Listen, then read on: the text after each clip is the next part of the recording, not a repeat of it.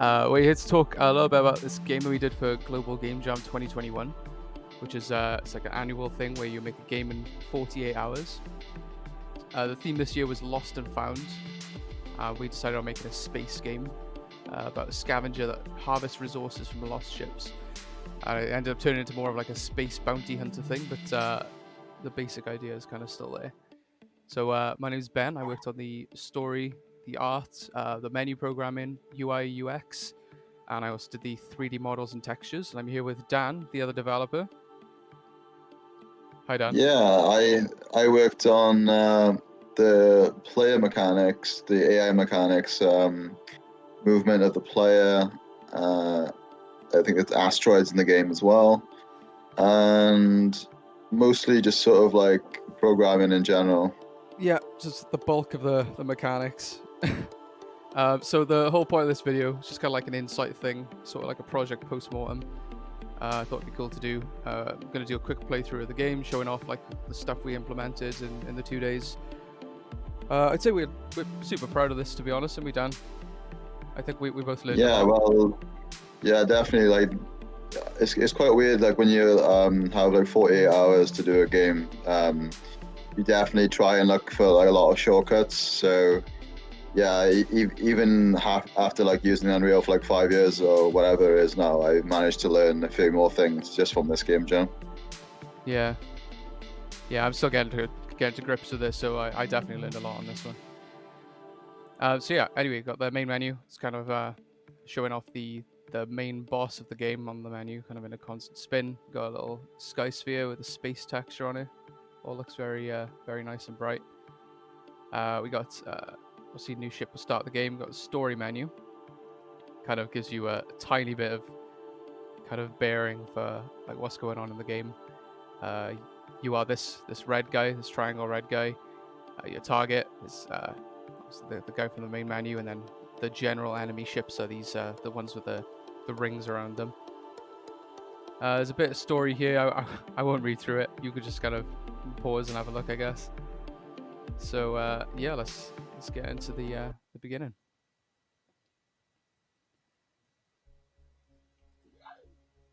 Right. So immediately we got like a HUD telling you the controls.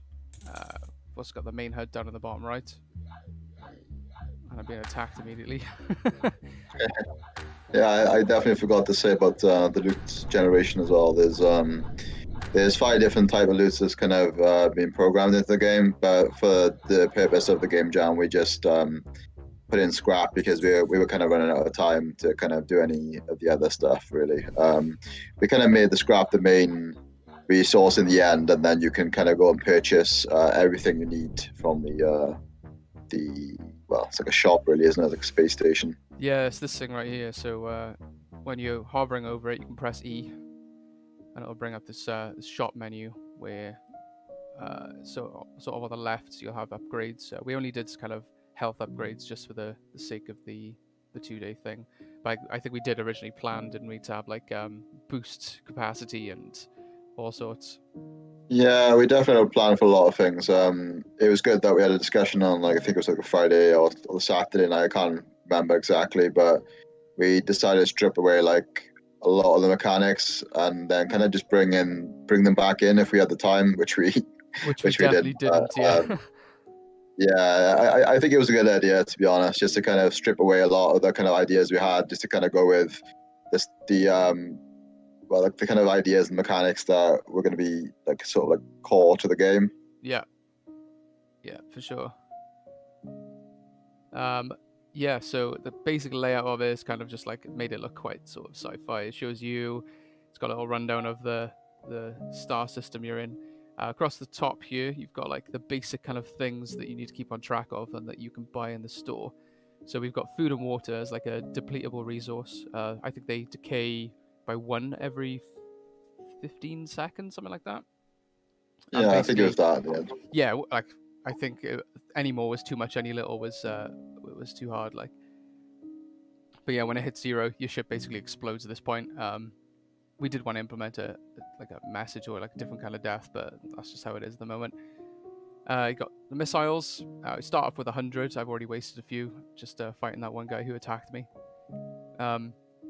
health, base 100, and you got the fuel, which is base 200, and scrap would usually start at 0, but for the purpose of showing off the game, I've set it to 2000. So basically, when you buy the armor upgrades, it doesn't refill your health. It resets your maximum possible health, but then you still need to repair the ship to heal. So you'll see if I do that, it jumps up to 125 instead of 100. If I try and click it again, it says upgrade already owned. So I can buy armor upgrade 2 for a bit more. And that actually increases it to 150, but you won't see that until I repair the ship again. Obviously, this is not the efficient way to do it. You wasted 30 scrap every time. But for the sake of it, I'm just gonna buy all of them and then refill my health. Definitely you need that health to fight the boss anyway. Yeah. Obviously, if you're playing without like technically like sort of unlimited amount of scrap, then you would need to collect that scrap first and then upgrade your health to the maximum and repair it to the maximum, then go and fight the boss. Probably almost impossible to kill the boss with just 100 health, the starting base health. Yeah, because he kills you in like 1 or 2 hits, doesn't he? Pretty much. It's because he's got 2 turrets on him, except compared to the normal guys who only have 1, and yeah, like that's basically 50 damage in the end if he hits you twice. So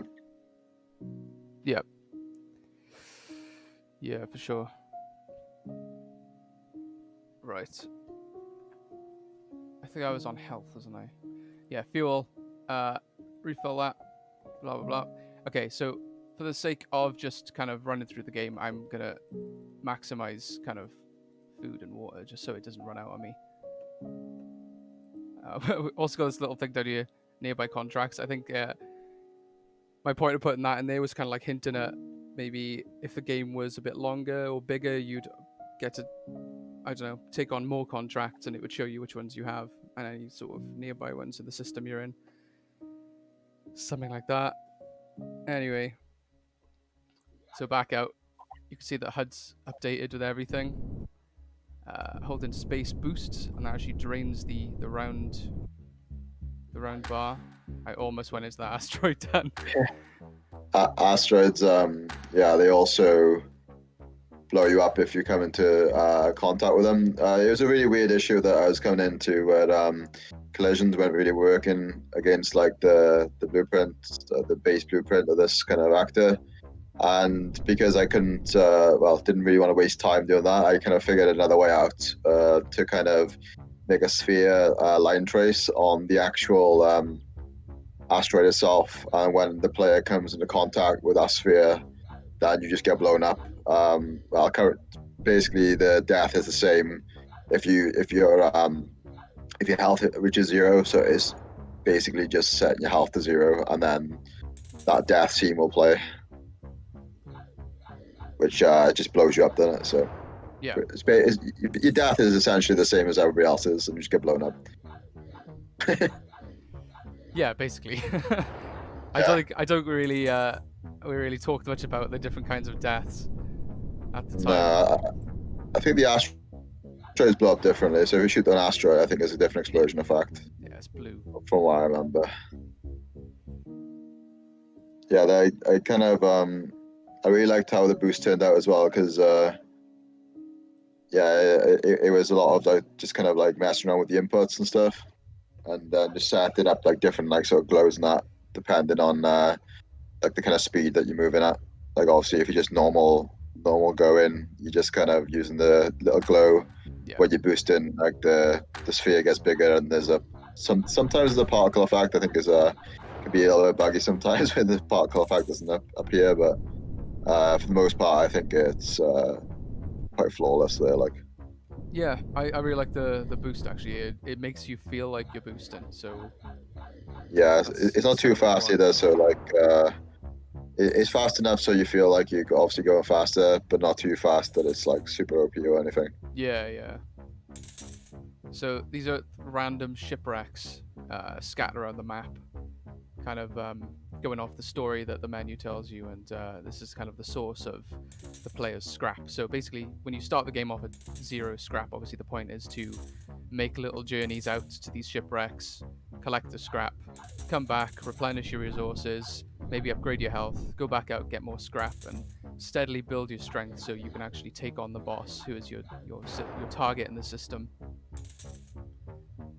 So I think we've cleared this one. Yeah, it pretty much ties back to the theme of lost and found, then, doesn't it? Where you're finding like the lost scrap and kind of like collecting it, bringing it back. It's the same with the boss. You essentially need to find him as well. So both those kind of like parts of the game actually tie back to the theme. Yeah, so I think like the story in the menu is basically that the bad guy, the target you're after, was he's a member of the Lost and Found unit, who are these kind of scavengers who kind of go out and find shipwrecks and bring back parts and sell them and stuff. And they work for this big company. And this boss is kind of a rogue unit who's maybe hoarding a bit of wealth, keeping it to himself, or like either way, he's a target. And you've been sent out because yeah, he's the bad guy. Because you're the nearest guy to him, and you've been tasked by your bosses to kind of take this guy out. And so yeah, it kind of teaches you. Yeah, so you've got Lost and Found Station 06, and then yeah, LF Unit 371. I put a little tease for a leveling system, even though that's not something we implemented, but. Yeah, I guess like another kind of aspect to talk about from my end would be like the kind of movement controls.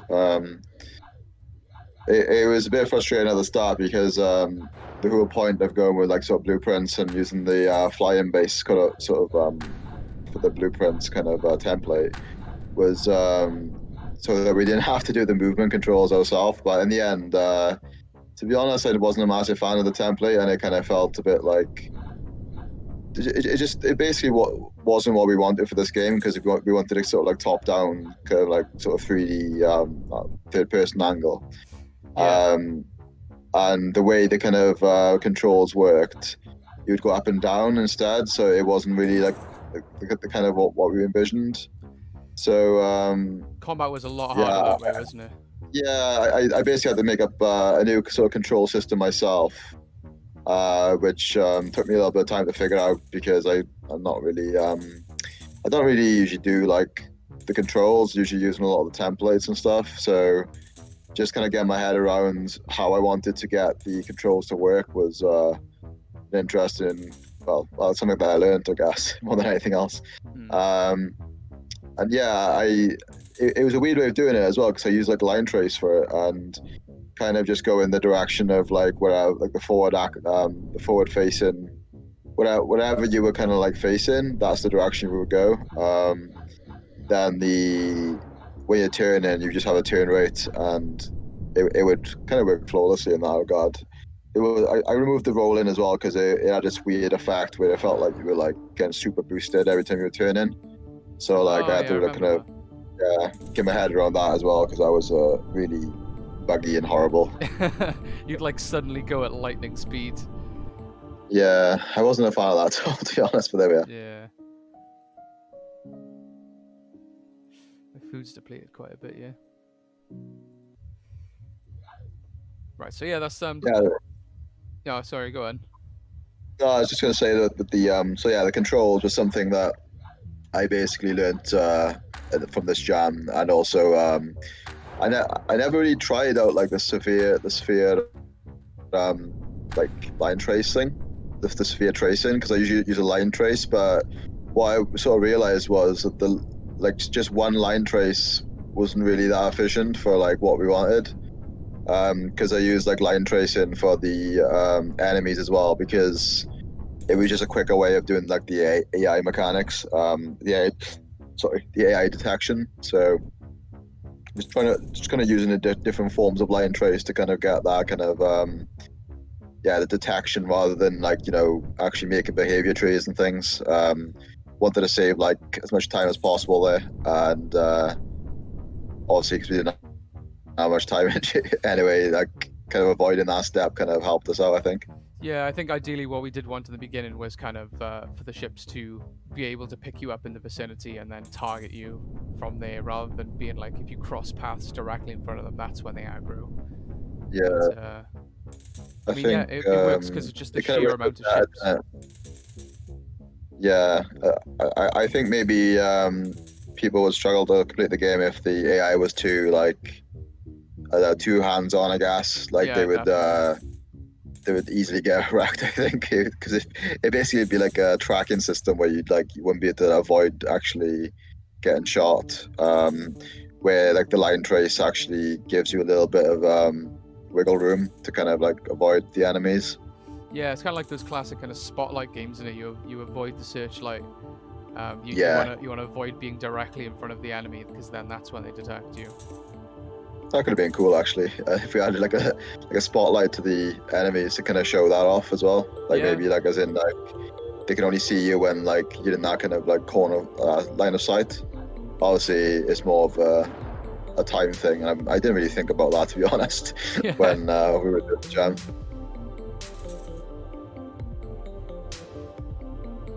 I've just been showing off the other kind of shipwreck we've got in here, which is it's the one where you fly through the actual ship and collect the scrap inside it. Yeah, I like that one. It doesn't have any collision though, so you can literally just Yeah. travel straight through. It doesn't really Yeah. matter. I've actually run out of boost, so I'm stranded. I'm very far from the station. Oh no. I'm gonna have to go. Uh, got plenty of food though, so you're good. Plenty of food. Obviously, coming out to these bigger shipwrecks, the further away ones is kind of you need to make sure you're stocked up on food and water, otherwise you are gonna die on your way. Do you show the? I can't remember. Do you show the pause menu yet? Oh no, I didn't. So P is pause, kind of keeps the music going but stops the gameplay, and then you've got resume and main menu. We don't have any kind of save system in the game, so going to main menu just kind of erases all your progress, and you'd have to start again from the beginning if you came back in. I was thinking maybe if you were both back to the main menu, you could possibly just you could also show off the boss fight rather than you'd have to take ages to go back to that, wouldn't you? Oh yeah, that's true. I got caught up in the game, Dan. I was just playing the game. Yeah, you were just lost in space. Right, okay, I'll go back to the main menu. I remember last time you did it, you tried to do that. It just took you so long to like go back. It's not it erases the full screen at the moment when you go back to the main menu. Oh right, I see. Because we got the commands that when you open the main menu Yeah. level to full screens. I think it's like the opposite as well. If you run it again when it's already full screen, I see. it goes against it. So yeah, it's weird actually. It shouldn't really do that, to be honest. Right, I'll go new ship. Probably gonna have to upgrade again. Yeah, that's true. Because the boss will wreck you, I think. Good thing I got a bunch of scrap. To be honest though, you could just show just try and do it without without upgrading. Just show out OP Just is. to show how difficult it is. All right. I remember where I put him. So the boss is over here. Yeah, we also remember because you kind of put him in this kind of like glowing area, the really like glowy kind of circle area. Yeah. So it's kind of good for testing purposes because we know where to go. So like I wanted the boss to be like generally hidden, and like while you're exploring you can stumble across him. So you can see him there circling like a shark, and when you get near, this health bar pops up. And we did have like sort of this epic spacey boss music to put in, but we didn't get time to like make it work properly. No, it was bugging out a little bit when really we were trying to do it in like the last half hour of the jam, so it's probably it was difficult because we were running out of time. So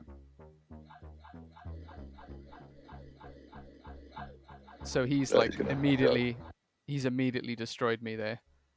Yeah, you could probably just show if you go into the asteroid as well. I think I'm not sure if there's any more around though. Oh, there's one there. Go on suicide that asteroid, mate. I'll suicide the asteroids. I still get shot by that guy. Oh, he still shot you. Nice. Right, so if we're gonna take on the boss, I am gonna just stock up on everything we can get. Yeah. What I will do as well is if I waste all my scrap quickly. Repair ship, refuel, buy loads of missiles. So when Can you you go get to below it? no, that's the thing. No. See, Oh, I yeah, nice. programmed in for it to say not enough scrap. I always tend to forget that the first time I do stuff. But yeah, it's if you remember to do that first time, that's always good. Yeah, well, I was the menu boy. I had to remember, didn't I?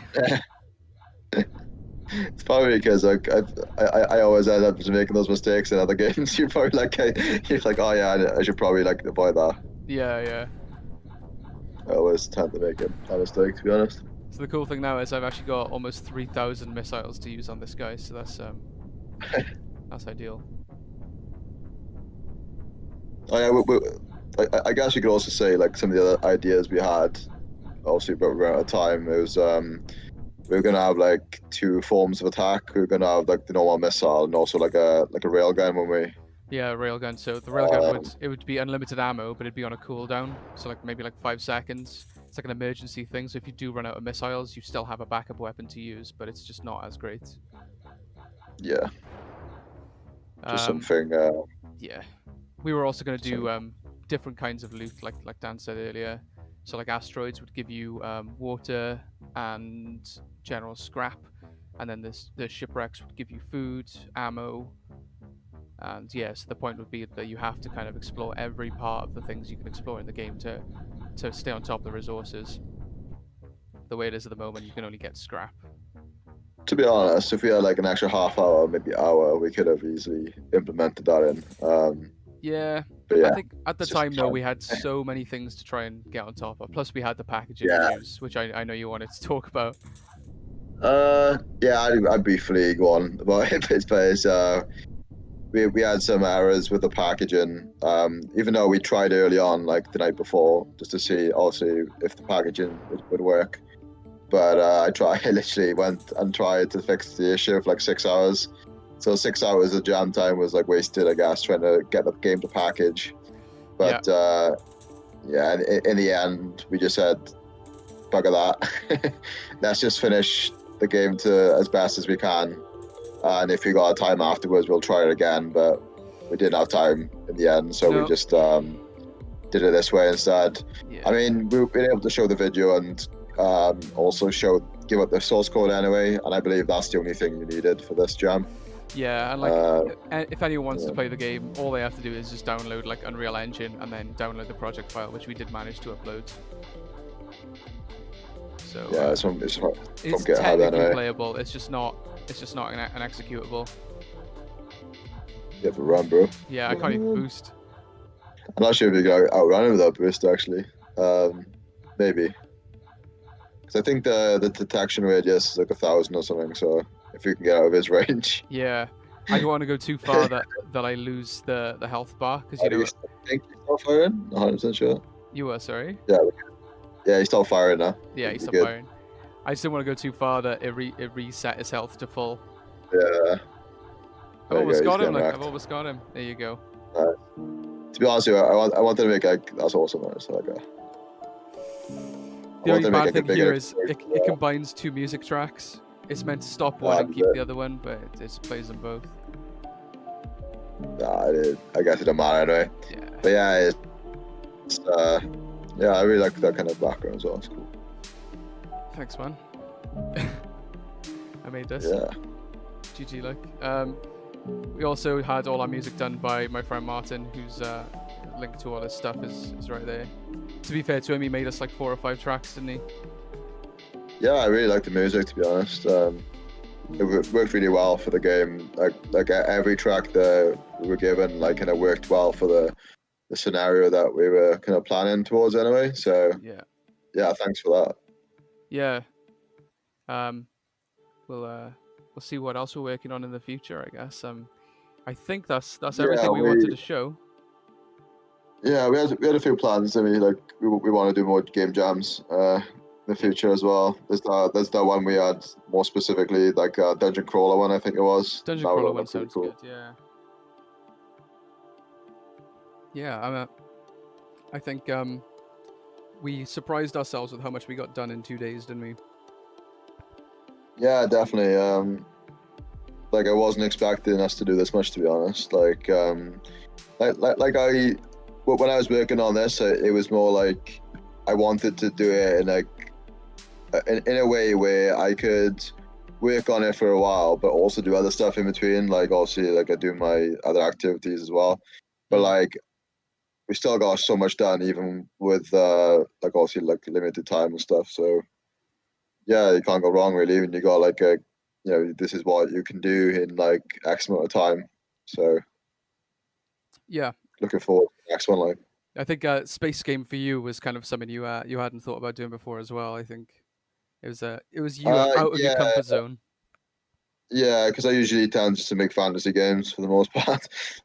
So uh, it was interesting to kind of like do another style of game. I don't think I've ever made a flying game really. Well, I did do the one in uni. It was kind of like a bullet game, but um, yeah, this is the first sort of space kind of sci-fi game I've done. So yeah, it was definitely really cool to kind of dive into, do something different. Yeah, I feel like I forced the space thing on you, to be honest. I didn't really mind, like to be fair, like because obviously I didn't have much time to think about an idea anyway. That I was kind of more appreciative that I could just kind of dive in and just do what I needed to do. Yeah. Um, After we had like an idea for like the space, I think you came up with like a base idea, and then we kind of went over like what we wanted for like the enemies, players, and all the other kind of mechanics for the game. So like it kind of worked out well anyway. Obviously, ideally, it would have been cool if I had more time on the Friday to kind of think of an idea as well, but I didn't have the time anyway, so it's completely fine. I think yeah, with these game jams we kind of benefit by running with the first idea that sounds doable and then seeing it kind of adapt and evolve on the way as it's being made, Yeah, rather than getting the idea solid before anyone starts any work on it, you know. yeah. I mean, it's not a bad way of doing it. Like especially with game jams, I don't. I think with game jams you can basically go with the same idea, like first idea, sorry, that you come up with, but usually they do say obviously try and come up with a few ideas and obviously not go with the first idea. But what I usually find is I'll have 5 ideas, but those other ideas I'm kind of forcing them. Like as in like I'm trying to think of new ideas, but they're not like what I want to do. So like they'll just be forced ideas anyway. Mm. So like usually the first idea is usually the one you go back to anyway. So it's I don't know. I don't agree with like the kind of people that say, oh, think about all loads of ideas first, and then go with obviously pick the one that you want to go with. Then usually the first idea is usually the one you want to do anyway. So like Yeah, you may as well just go with that one. exactly. I remember that we did the game jam last year, didn't we? And we had a couple of really good Yeah, ideas at the start, but then I think we wasted a lot of time brainstorming to settle on yeah. something that was like more solid. But about 7 ideas. I think yeah, we just went back to the first idea anyway. So it was just like wasted time really. Yeah, I think we did. I think it was repair was the theme last year, wasn't it? I think it was repair. Yeah, it was repair last year, and then we came up with like a spider simulator, which was interesting. Yeah, Spider Um, Simulator. yeah, even with our jam, to be honest, I had a lot of trouble with kind of movement controls. I think because we were trying to get our head around certain aspects of it, but in the end, it just kind of came out the way we wanted it to. Mm. But yeah, I'm definitely happier. I think with the result of this one than the last one. I guess there's been an entire year of like all of us kind of learning new things anyway. More sort of well, I've finished my masters since then, so like I've had a year, well over a year, I guess, of kind of learning more things. Yeah. Obviously, being a lot more confident with my kind of like programming skills and Unreal in general. Um, surprising enough, like in a year, a full year of actually doing like programming and stuff is a lot. Probably learned more in that year than you would have learned in like 5 years part time doing it. So like in a way, like it's like 10 years of experience, but part time, I guess, if you're kind of looking at it that way. Yeah. So yeah, it's Yeah, it quite kind not. of is. The Masters thing I think is really sort of I don't if we hadn't done it, like I don't know how like I wouldn't have sort of probably touched any engines, you No, know? yeah, I think for me it kind of like rekindled like a passion for game development as well, because I think um I was slowly like losing like not my will to like do game stuff, but like to kind of like have that passion anymore. Like I just kind of felt like I wasn't really progressing with like stuff, and I just kept on like kind of abandoning projects, even though I'd learned things from them. It never felt like I was on board to kind of try and finish a project. It was just kind of uh, have one idea, not get enough time to finish it, and then just jump to the next idea. Hmm. So at least with the master's course, I was able to make a few games and yeah, be happy with the result and sort of continue from working on one game now in our spare time. So it's something else to be looking forward to. Yeah, definitely. It's good to actually like mix it up and do these little game jams in the middle of working on that kind of bigger game Yeah, outside of it. So yeah, I yeah, think just kind of working on mini games in it in yeah, between, essentially. yeah, we're gonna be looking into a lot of game jams in the future, I think. Yeah, I think so. Definitely that one we were on about, because I think it kind of falls on the bank holidays, and I was going to be taking a lot of time off on it anyway, so it kind Yeah, of works out well, to be honest. that one's a week jam as well, so a week long. Yeah, So it obviously get a lot more done. It's gonna be a bit more of a monster yeah, defo. than this game. Um, but that's a dungeon crawler, so it's like a first person kind of Procedurally I generated. guess in a way you can do whatever way you want, but like I remember those really old school kind of pixel kind of ones. You Like remember like Doom and stuff. yeah, that could be interesting to do, but Early Elder Scrolls games were kind of the same as well. yeah, it'd be interesting to see how they were done, to be honest, and kind of like dive into that. But we'll see how it goes. Yeah, 100%. I think I'd be looking into particle stuff in the near future, just for my my dissertation and all that. Yeah, particles are really useful as well, because it honestly brings a lot to the game. If I'm honest, like even without particles in this game, the game would have still looked good. Well, would have been cool, but with explosions and sort of like gunfire and all that kind of stuff, Hmm. it just kind of you feel like you're missing something. So yeah, I think particles is really, because you like you good with like 2D art anyway, so like it kind of like makes sense to kind of go have a look into that area. And it's definitely an area where probably a lack of people doing it as well. So Yeah, definitely so a good area to dive into. it's an in-demand kind of field, if anything. It's yeah, Yeah, similar UI, to be honest. I think that's quite like unutilized compared to like if you're looking into like 3D art, for example, or just 2D art in general. But like UI is like quite more specific towards game design in it rather than hmm, kind of like just concept art overall. So yeah. I like bringing the 2D to the game stuff because obviously I've been doing 2D for years and years. So like the last like 4 or 5 little games I've worked on, I've basically been doing UI and the stuff that can be in 2D. yeah, Like I also made that yeah, 2D yeah, platformer, didn't definitely. I? So it's kind of like Yeah, you did the 2D platform as well. That was really cool. that's also on my channel somewhere.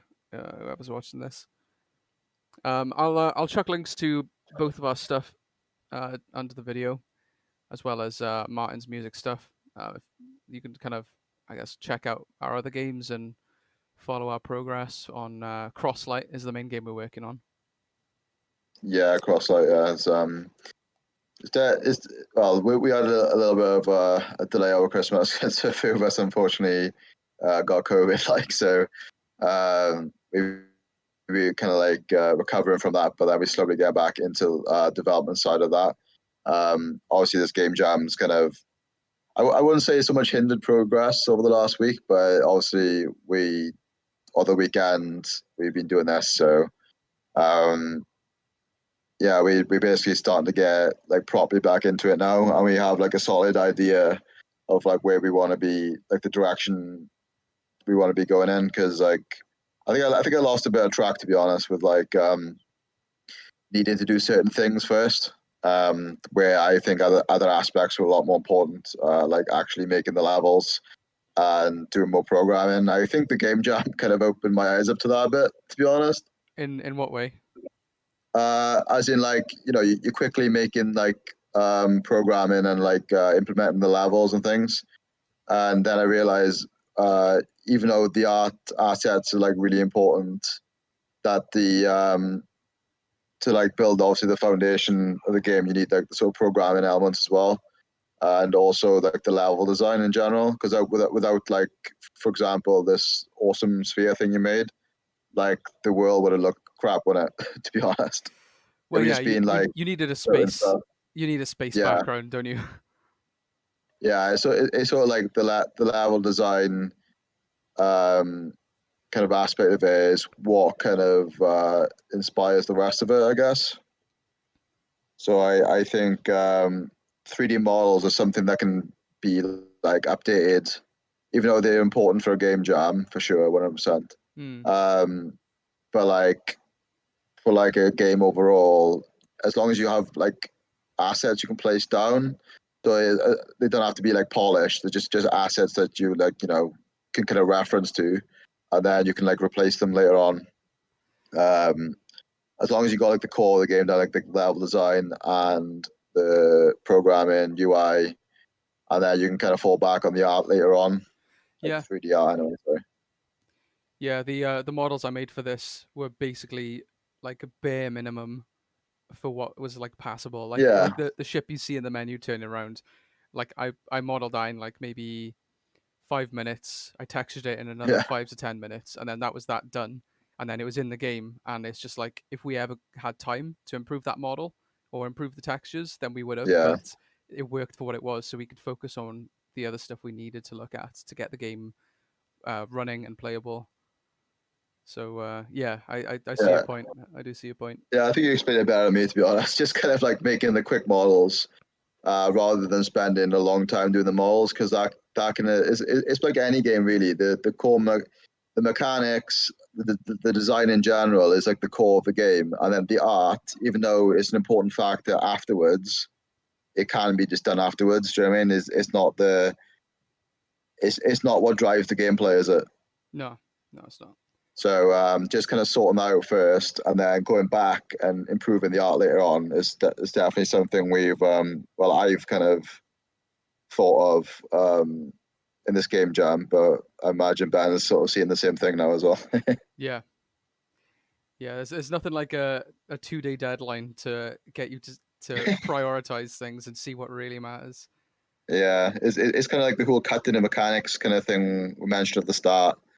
That I think that's kind of what opened my eyes a bit as well. Just being like, oh, okay, this is not really that important, but this is like fundamentally important. Mm. Yeah, I think that's what helped.